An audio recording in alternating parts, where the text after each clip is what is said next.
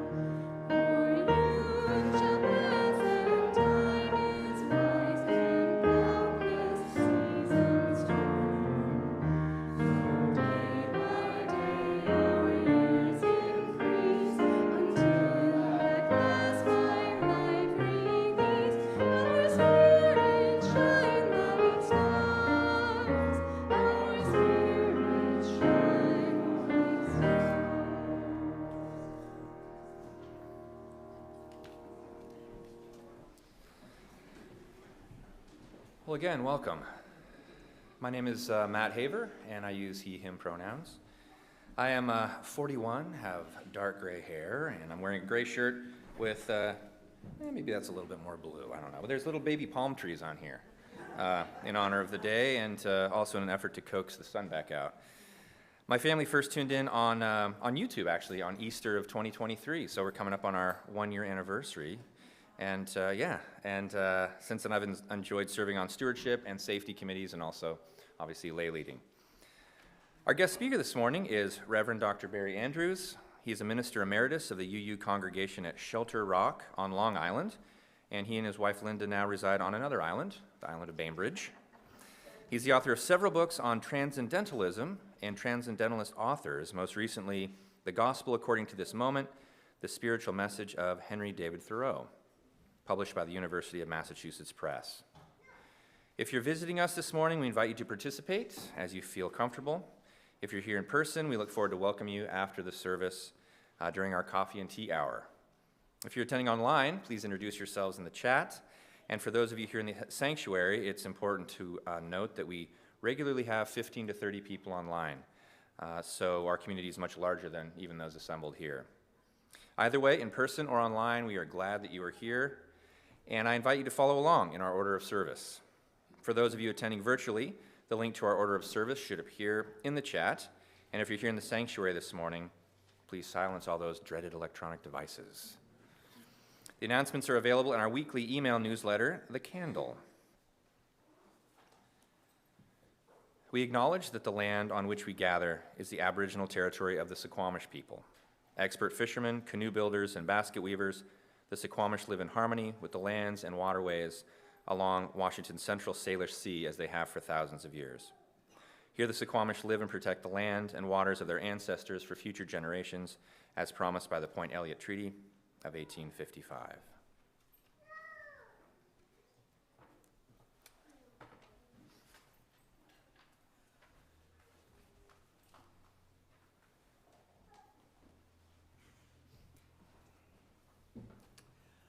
Well, thank you, Matt, for those words of welcome. I wish I was still 41, but I am a man in my 70s. I have white hair and black rimmed glasses.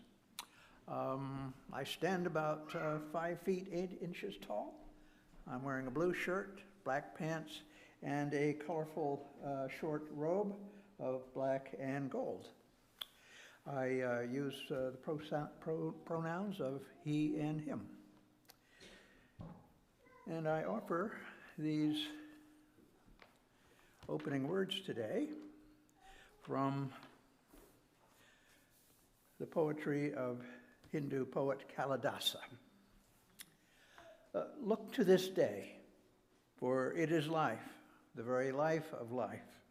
In its brief course lie all the verities and realities of your existence, the bliss of growth, the glory of action, the splendor of beauty.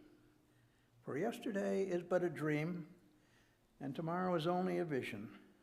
But today, well lived, makes every yesterday a dream of happiness, and every tomorrow a vision of hope. Look well, therefore, to this day.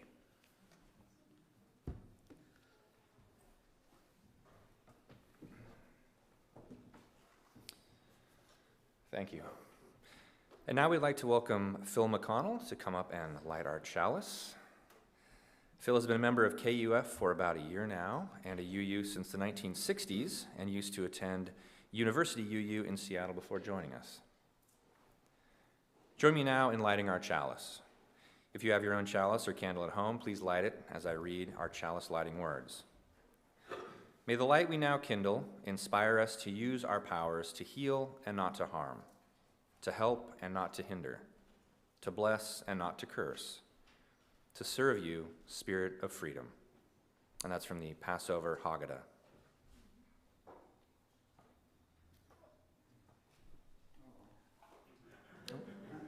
Take two. I was afraid this would happen.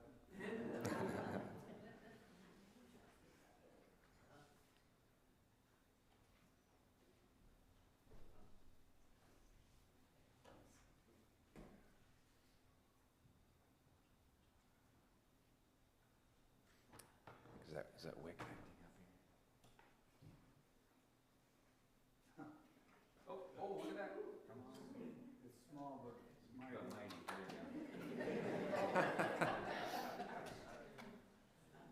Looks like she's hanging in there. Thank you, Phil.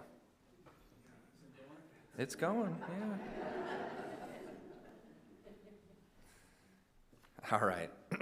And please join me in the spoken affirmation. The words will appear on your screens. We gather as a caring community, seeking life's deeper meanings. We value diversity and affirm the worth of all living things. We strive to speak truth in love, to act for justice, to grow in spirit, and to care for the earth. We celebrate with open hearts and minds the creative power that sustains and transforms us.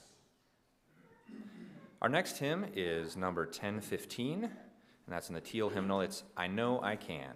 Please rise in body or in spirit to join us in singing. It's number 1015. Thank you.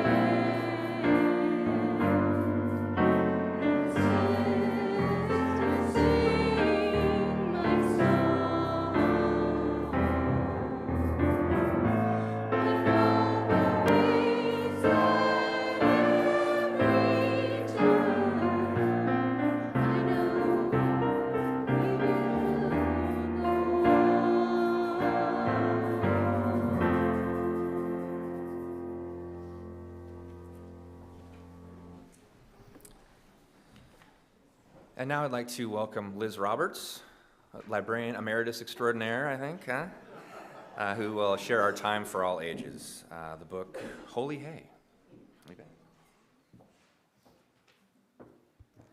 Thank you, Matt. So my name is Liz Roberts, and it is true, I am a retired school librarian. I use she, her pronouns.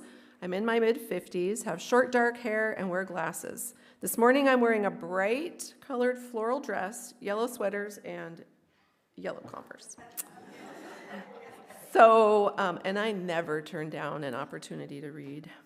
We are exploring the gifts of our faith this year through both worship and our religious education. This month, we're exploring the gift of transformation.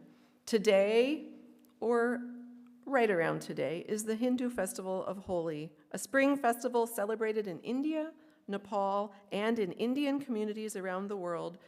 It is sometimes also called the Festival of Color, and by the way, it was celebrated yesterday in Redmond and will be celebrated next Saturday at the Seattle Center. So if you're not busy, head on out. Listen now to our story, Holy High. It is by Chitra Sundar, and it's illustrated by Darshika Varma. In it, the grandparents are going to tell an ancient legend of Holi, and I also want you to listen for how the characters experience some transformation. The moon was round and almost full. 2 more sleeps to Holi, said Gauri. 1 and 2, counted Anish. The next morning, Grandma held out a bowl full of colored paper. Gather round, she said, let's pick gulal to make. What is gulal, Grandma? Asked Gauri. All the colors we will splash and smear on Holy Day, Grandma replied, to celebrate spring. We're going to make them from nature, said Dad, from leaves, spices, and flowers, finished Anish. Everyone closed their eyes and pulled out a colored paper from the bowl. Dad had blue, Mom grabbed green, Grandma picked saffron orange, Grandpa had purple, Anish got yellow, Gauri got upset. I didn't get my favorite color, she yelled, scrunching the paper in her fist. I don't want red, I want yellow. Gauri, all colors are part of spring, said Mom. We keep the colors we picked. Everyone got busy making gulal except Gauri. Dad boiled cabbage leaves to make blue. Want to give me a hand, he asked. Gauri shook her head. No, she shouted. Mom spread mint and spinach leaves on the floor to dry. I'll grind them up to make green, she said. Would you like to help? But Gauri didn't help Mom either. Yellow, shouted Anish, with turmeric, look. Grandma rubbed sandalwood on a stone to get her saffron orange. It smells nice, she said. Grandpa crushed beetroot into a bucket of water. This will make a nice purple, he said. But Gauri didn't join in. That night, Dad started a bonfire, and Grandpa told them one of the legends of Holi. Holika was an evil demoness, but her nephew, Prahlada, wasn't evil. He loved everyone and didn't want to harm anyone. This angered Holika, and she decided to teach Prahlada a lesson. Holika started a blazing fire. I'm so evil that the fire can't burn me, she gloated, extending her arm. Come on, nephew, let's see if your love can save you from the fire's blaze. Was Prahlada scared? Asked Anish. Prahlada wasn't scared, said Grandpa. He wasn't even angry. He knew that love was stronger than his aunt's anger. Prahlada stepped into the fire with Holika. Oh no, said Gauri. Don't worry, said Grandpa. A few minutes later, Prahlada walked out of the fire alone and unharmed. He had shown everyone that love was stronger than evil. The fire is like the anger in Holika's heart, said Grandma. Anger did not bring her joy. When we celebrate Holi tomorrow, we will have love in our hearts for everyone, said Mom, just like Prahlada did. Gauri thought about the anger in her own heart. Could she let it go and be more like Prahlada? Coral red blooms gently flew away from the tree. The petals reminded Gauri of all the red things she liked, apples, sunsets, the ruby in her favorite necklace. And that gave Gory an idea. That evening, while everyone was busy, Gory gathered the coral red petals, spread them out on a sheet of newspaper, and then she rolled Grandma's stone pestle over them, crushing the petals into powder. The next morning, "Red!" cried Anish, "Gory's gulal." Grandma pulled Gory into a hug. "Red is the color of love," she said. "And apples and rubies and sunsets," said Gory. "And anger, too. I'm sorry I got upset." "I forgive your anger with my calming saffron," said Grandma, spreading sandalwood paste on Gory's cheeks. In the garden, they sprayed and splashed colors at one another: yellow, orange, blue, purple, green, and red. Then they drank cold tendai to quench their thirst. When it was time for lunch, a feast was spread on the table: parathas, pulao rice, golgupas, and dal balas. Grandma handed out the sweet gujias she had made. "Today is the first day of spring," said Grandpa. "Time for new beginnings." "Today is the day of love," said Grandma. "All fights are forgiven." "Holy high," called Gory. "Holy high," wished everyone. Gory and her family, as we read in the story, celebrated Holi in springtime for the new beginnings and transformation. I wonder how you are transforming this springtime. I wonder how I'm transforming this springtime. Will you please rise in body or in spirit now to join me in singing Our Children on the way to their class?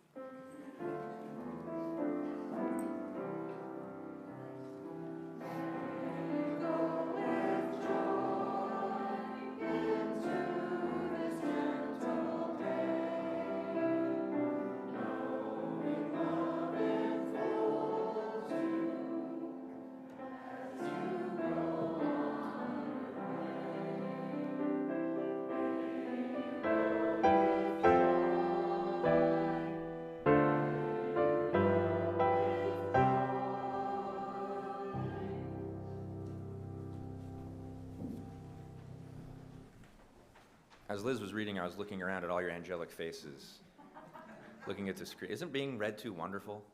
I love it. I love it, especially from someone like Liz. Thank you, Liz.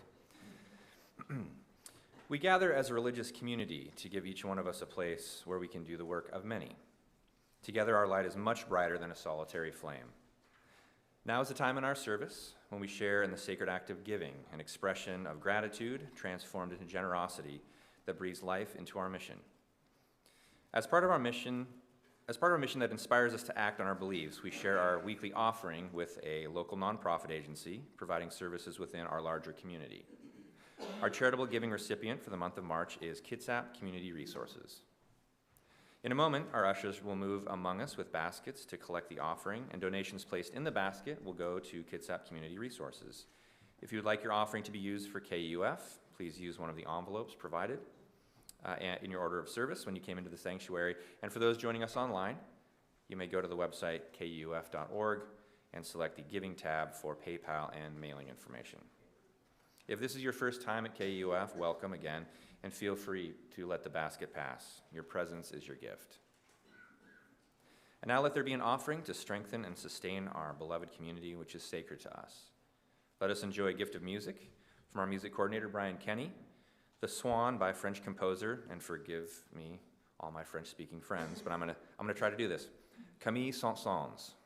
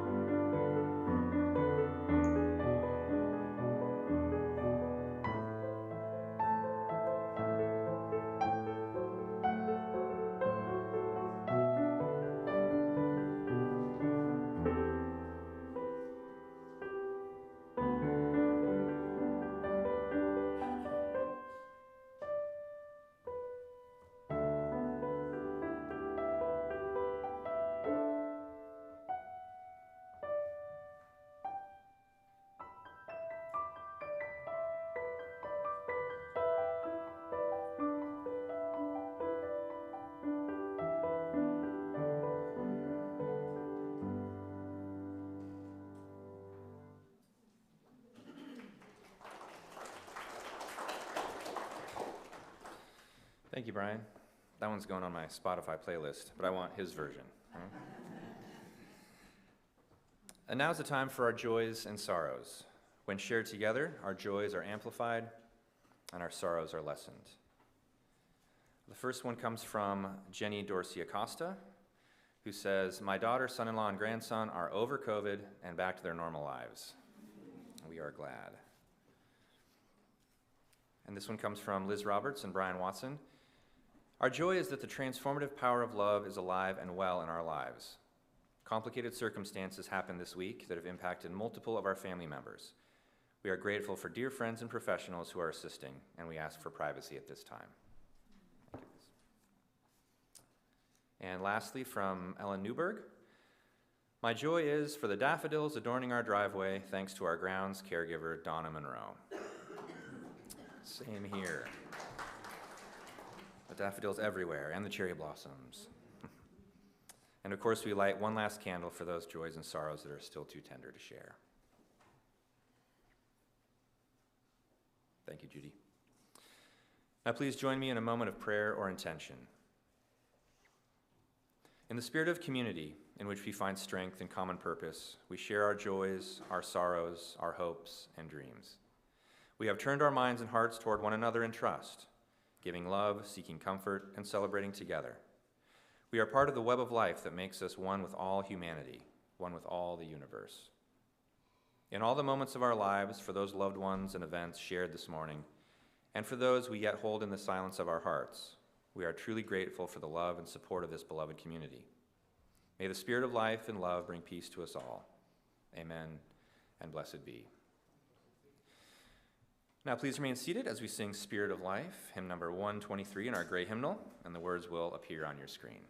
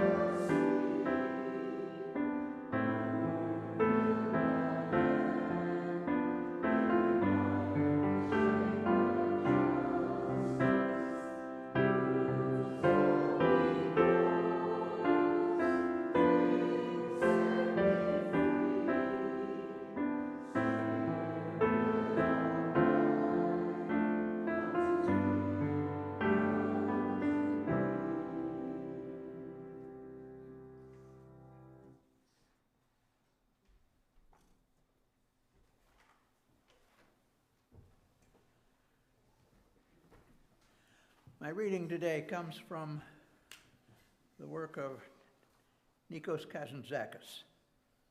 It's called The Butterfly. The writer Nikos Kazantzakis recalls a time in his youth when he detached a chrysalis from the trunk of a tree. He placed it in the palm of his hand and felt something moving inside. It was a butterfly waiting for the moment when it would emerge from the chrysalis into the sunlight. It did not seem to be in a hurry, but young Nikos was. He wanted to see the miracle happen just as soon as possible. Bending over, he began to blow his warm breath over the chrysalis, and behold, its back slowly split open from top to bottom.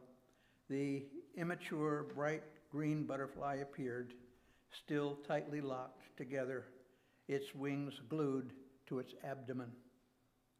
It squirmed and kept coming more and more to life as he continued to breathe on it. One wing separated from the body, struggling to stretch itself, but in vain. It remained half opened, shriveled.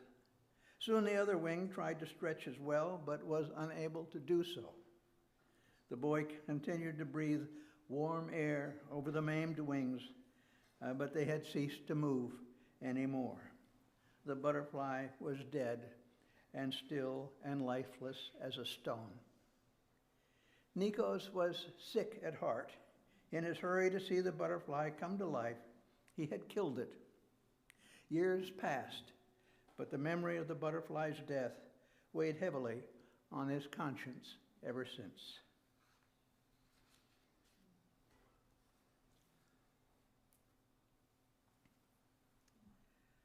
Well, let us observe a moment of silence.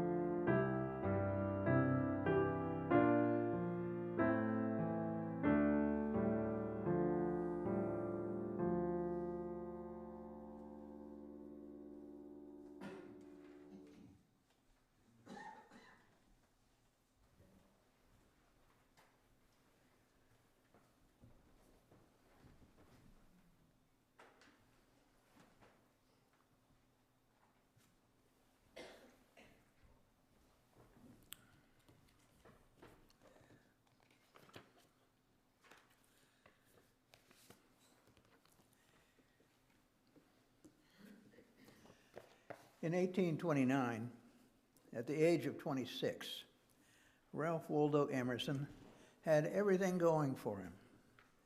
In that year, he became associate minister of the Second Unitarian Church of Boston. He also married the lovely young Ellen Tucker. With the resignation the following year of the senior minister, Emerson was chosen to succeed him. Sadly, within a short period of time, his world came crushing down. His wife was fatally afflicted with tuberculosis. She died in February of 1831. He himself suffered from recurring illness. During the year that followed, Emerson began to feel misgivings about his chosen profession, and by September of 1832, he had resigned from the ministry. He fell into a period of depression. Alone and adrift, he decided on a voyage to Europe in hopes of recovery and renewal. He was gone for 18 months. Even as he was returning home, however, he was asking himself where and how he ought to live. He decided to offer a series of lectures in Boston. Experiencing a burst of energy and creativity, he found success as a speaker on the Lyceum circuit, then spreading to cities and towns throughout New England. By 1835, Emerson had remarried and settled in Concord, Massachusetts. His first book, Nature, was published in 1836. In that same year, he emerged as a leading figure of the fledgling Transcendentalist movement. In 1837, he delivered his celebrated address on the American Scholar at Harvard. His first book of essays was published in 1841.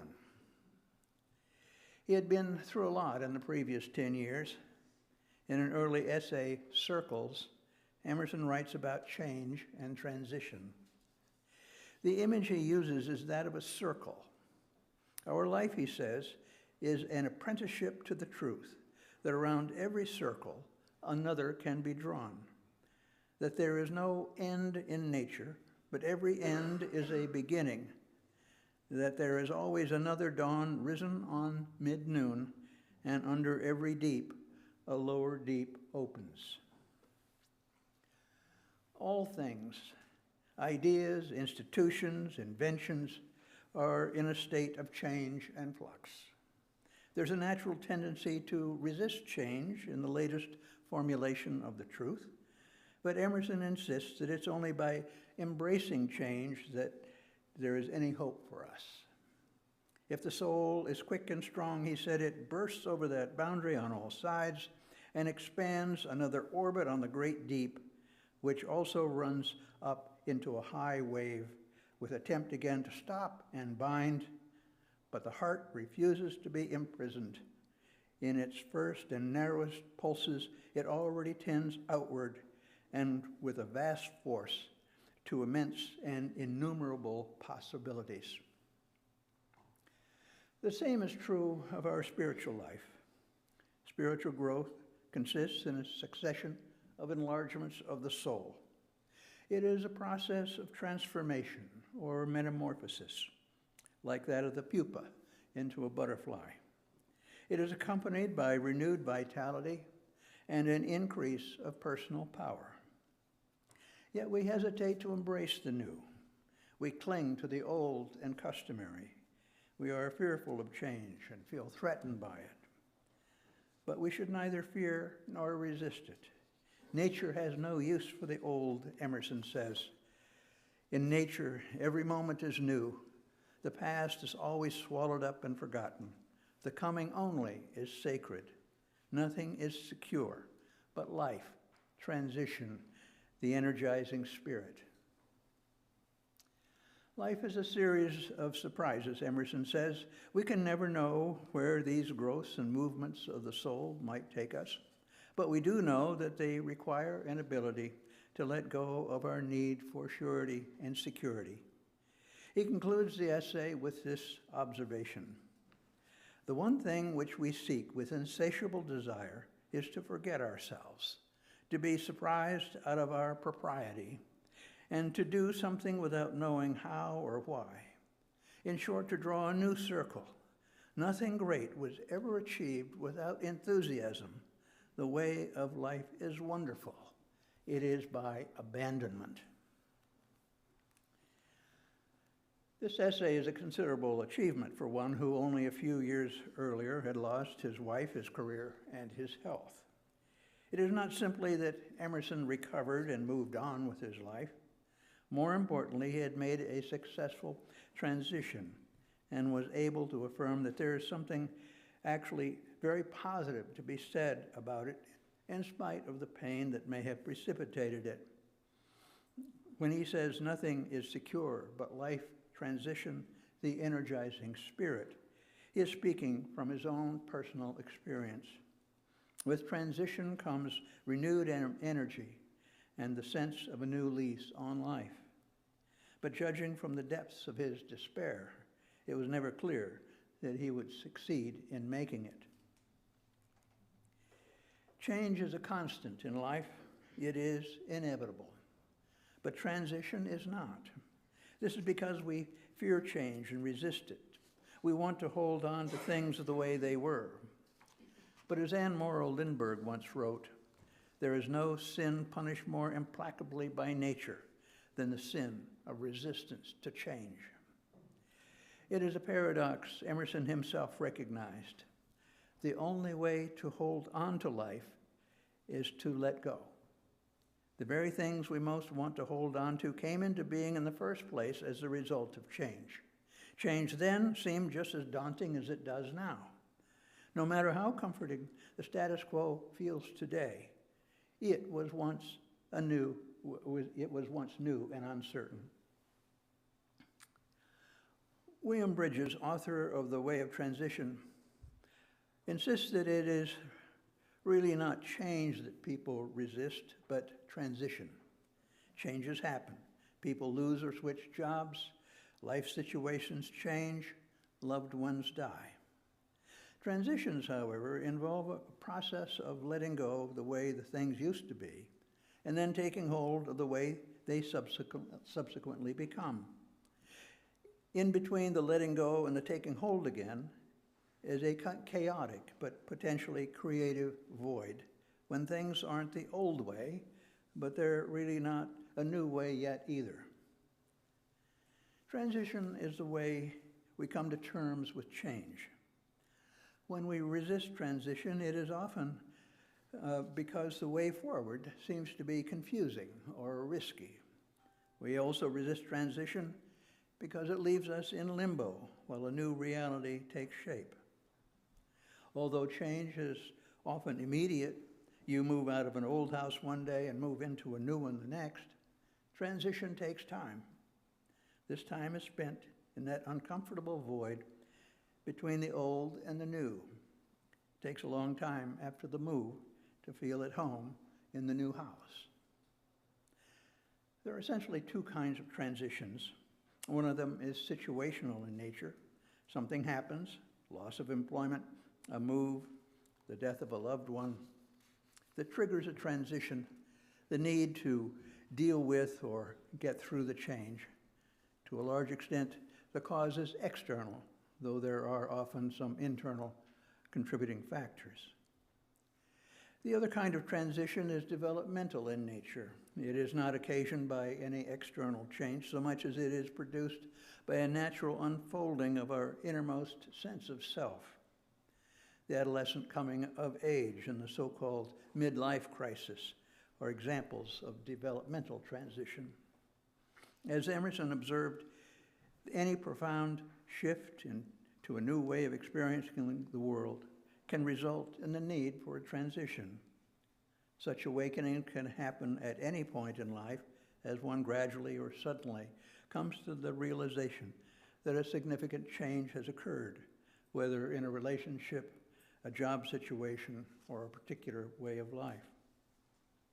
With this shift, which is more akin to a transformation, comes the release of personal power and creative potential. We feel a sense of excitement, enthusiasm, and vitality. It is as though we had a new lease on life, which of course we do. But to some extent, The intensity of the result is related to the difficulty of the transition.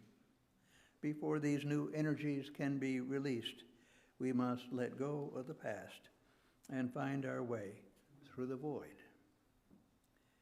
Transition does not require us to reject or deny the importance of our old life, just that we let it go of it and move on. The break with the past may actually be easier if we honor the old life for all that it did for us. It brought us this far, after all, even if it cannot take us the rest of the way. Transition itself is designed to help us come to terms with change. It is like the ferry, taking us from one side of a river to the other. In this process, it serves several functions. The first of these functions is that transition helps to reorient us. It accustoms us to a new set of realities, whether these are the realities of adulthood or of facing life after the death of a loved one. But transition is not just a matter of adjusting to an altered situation. If we grasp it as an opportunity or embrace it as a step forward in our development, then it can serve a second function, that of personal growth. It can help us become more authentic persons. It can help us to know ourselves better and to be willing to express who we really are. In the process of becoming more authentic persons, we gain access to our deeper creative impulses and energies. There's another important function of transition as well, and that is the spiritual function.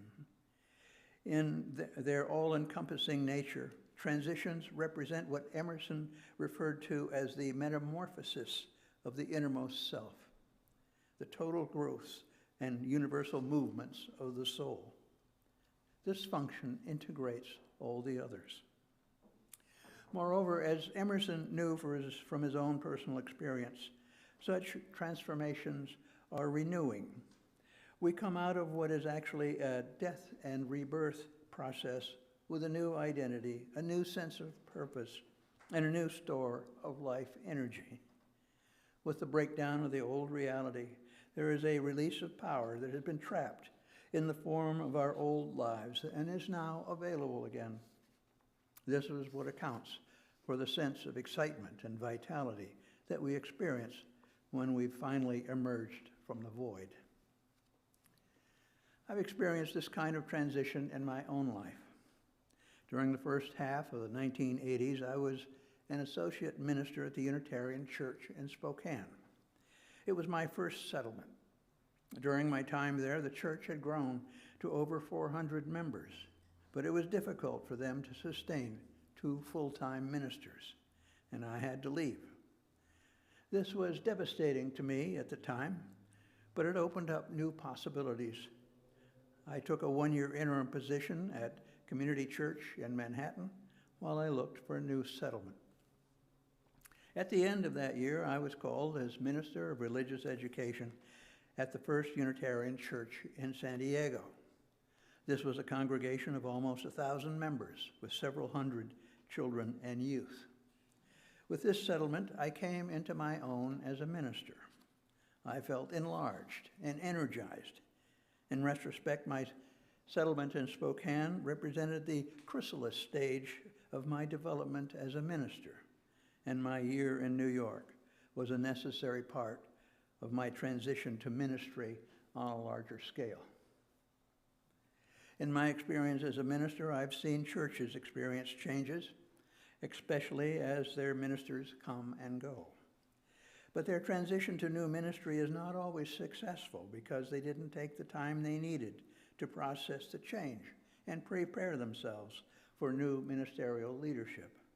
In their haste to fill the gap between one ministry and another, they run the risk of ending up like the unfortunate butterfly in our story this morning.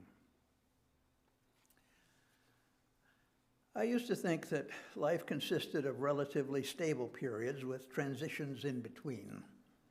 The goal was to get from one stable period to another as quickly and painlessly as possible. But we would do well to remind ourselves of a memorable line from the movie The Third Man. Harry Lime says, that 30 years of turmoil under the Borgias in Italy produced Michelangelo, Leonardo da Vinci, and the Renaissance, while 500 years of stability in Switzerland produced the cuckoo clock.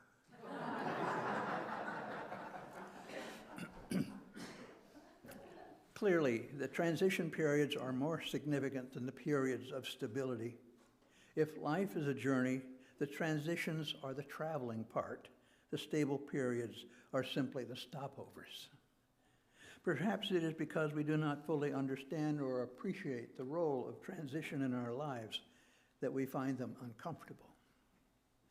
Several years after what had been an agonizing transition in his own life, Emerson came to the conclusion that there is no sleep, no pause, no preservation, but all things renew, germinate, and spring.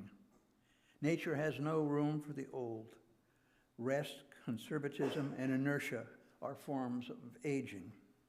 Of course, he was not talking about growing old so much as clinging to the past and the desire for stability.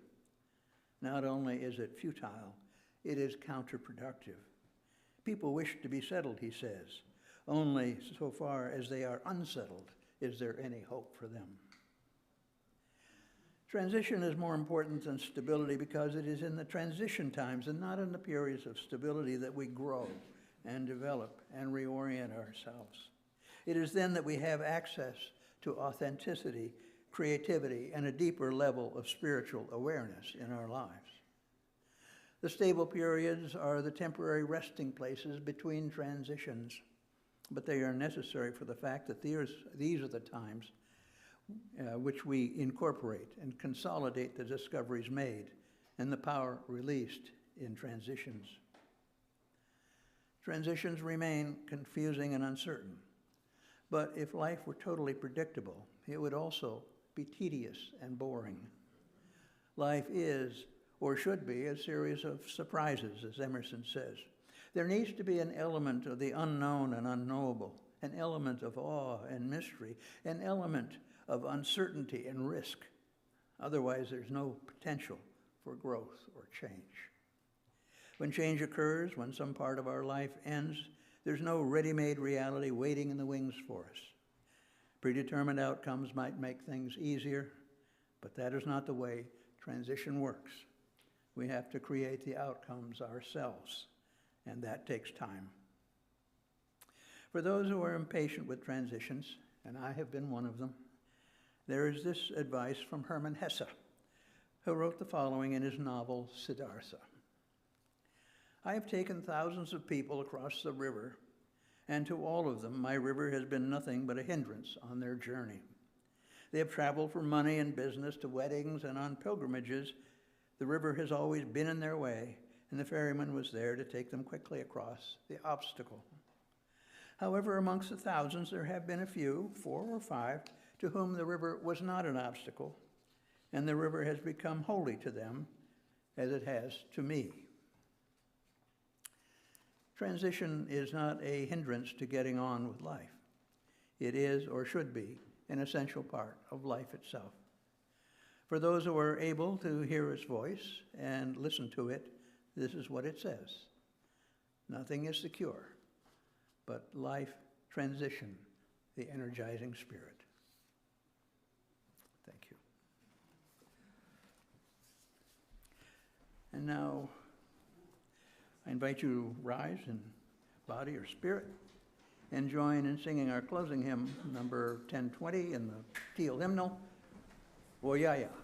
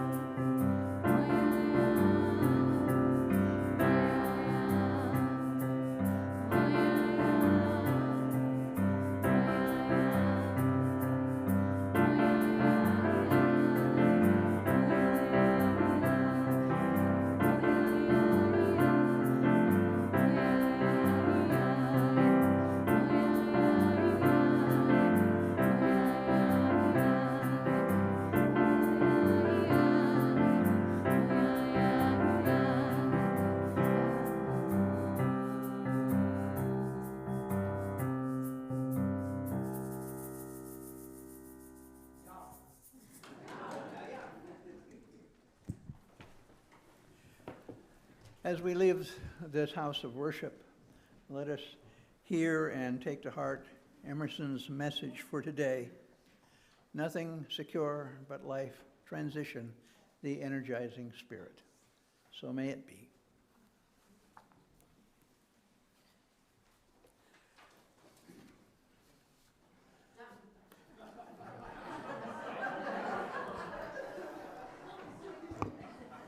Couple quick announcements.